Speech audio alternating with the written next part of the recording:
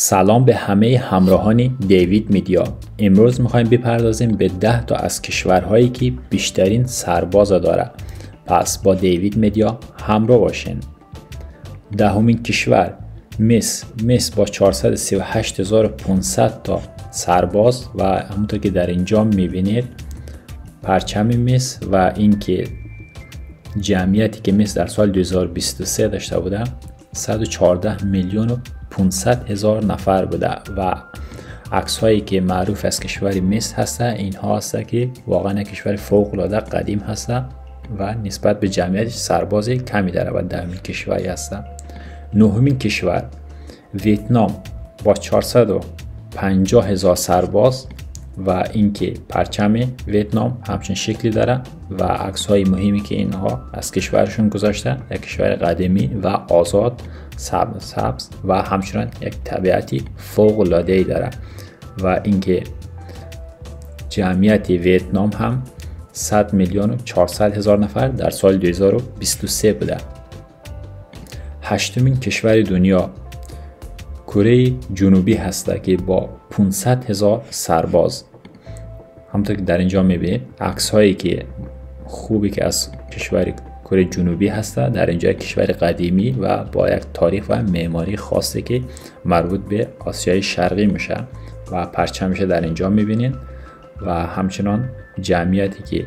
کره جنوبی داره 51 میلیون و 700 هزار نفر هسته. ایران در رتبه هفتم قرار داره، 610 هزار سرباز و همچنان عکس هایی که از اینجا گذاشته مربوط میشه به یک سری از مساجد و غیره، عکس هایی که و یک سری فرهنگ خاص و ساختار معماری خاصی که در ایران وجود داره. پرچم ایران در اینجا میبینید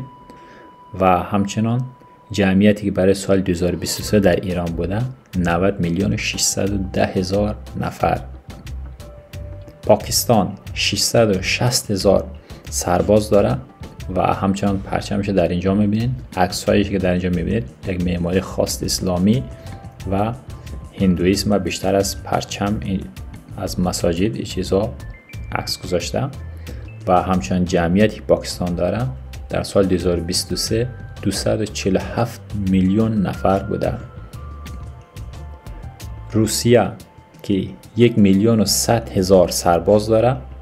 پرچم روسیه رو در اینجا میبینید، عکس هایی که در اینجا گذاشته مربوط به معماری خاص روسیه میشه و همونطور که در اینجا میبینید و روسیه سمتای سیبری واقعا سرد هسته و یک معماری خاصی برای مخصوص خودی روسیه داره و همچنان جمعیت روسیه هم در سال 2023 143 میلیون و 800 هزار نفر بوده. و اینکه کره شمالی 1 میلیون 280 هزار سرباز که تعداد سرباز خیلی زیادی داره، در رتبه چهارم خودش در اینجا اختصاص داده و همونطور که در اینجا میبینید پرچم کره شمالی و اینکه عکس هایی که در اینجا داره منابع طبیعی و یک سری از فرهنگ های سرباز و اینها میبینید که کشوری هسته که و اینها هم کسایی هسته که بالاخره در اونجا حکومت میکنن نسلا در نسل از موقعی که کره جنوبی و کره شمالی از هم جدا شدن و اینکه جمعیتی که داره 26.4 میلیون نفر هسته در سال 2023 که نسبت به جمعیتشون بیشترین سرباز داره که بالای 1 میلیون نفر اینها فقط سرباز هستن و اینکه آمریکا یا همون یو اس آ 1 میلیون 326 هزار و 50 نفر سرباز داره و پرچم آمریکا در اینجا میبینید. جمعیتی که برای آمریکا هستن میبینید در سال 2024 در اینجا 340 میلیون نفر در اینجا اعلام شده و اینکه در رتبه دوم هم هندوستان قرار داره که میبینید 1 میلیون 475 هزار 750 نفر سرباز داره، جمعیتی که در اینجا میبینید و همچنان در اینجا میبینید که پرچم میشه، عکس هایی که در اینجا از هند هستن میبینید که یک معماری خاص مخصوص خود هند هستن و یک کشور قدیمی و با آثارهای باستانی فراوان و همچنان در اینجا میبینید جمعیتش که در سال 2023 بوده 1 میلیارد و 438 میلیون نفر که پر جمعیت ترین کشور جهان در سال 2023 بوده و در رتبه اول از لحاظ سرباز چین قرار داره. میبینید که 2 میلیون و 350,000 نفر سرباز داره چین و از لحاظ کشور پرچمش در اینجا میبینین و عکس هایی که هم گذاشته و میبینید یک معماری فوق العاده قدیمی و آثارهای باستانی فراوانی در کشور وجود داره و همچنان که میبینید خیلی خوب پیشرفت هم حق کرده و اینکه جمعیت چین هم در سال 2023 1,411 میلیون نفر اعلام شده که میبینید در رتبه دوم نسبت به هند قرار داره و همونطور که در اینجا میبینید دوستان چین با بیشترین سرباز در رتبه اول در دنیا قرار داره و اینکه پشت سرش هم در رتبه دوم هندوستان قرار داره که با 1,475,750 سرباز هسته و اینکه در رتبه سوم هم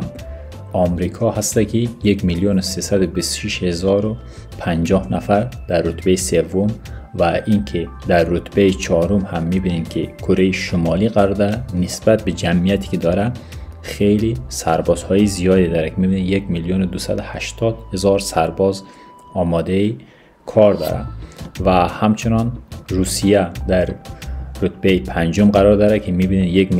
1,100,000 سرباز هسته و رتبه ششم هم پاکستان به خودش اختصاص داده میبینید 660,000 سرباز آماده به کار و رتبه هفتم هم کشور ایران به خودش قرار داده که میبینید 610,000 سرباز آماده کار و اینکه رتبه هشتم هم کره جنوبی به خودش داده که میبینید 500,000 سرباز آماده کار داره. رتبه نهم هم در اینجا میبینید که ویتنام به خودش قرار داده که 450,000 سرباز آماده خدمت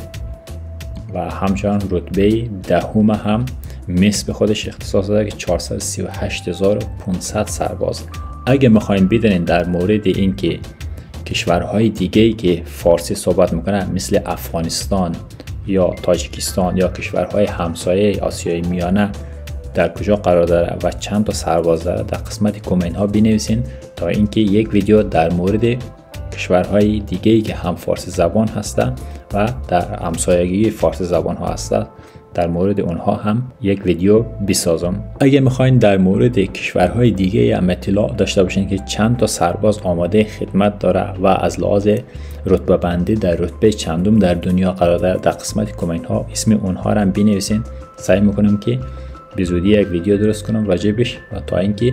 شما اطلاع رسانی کنم.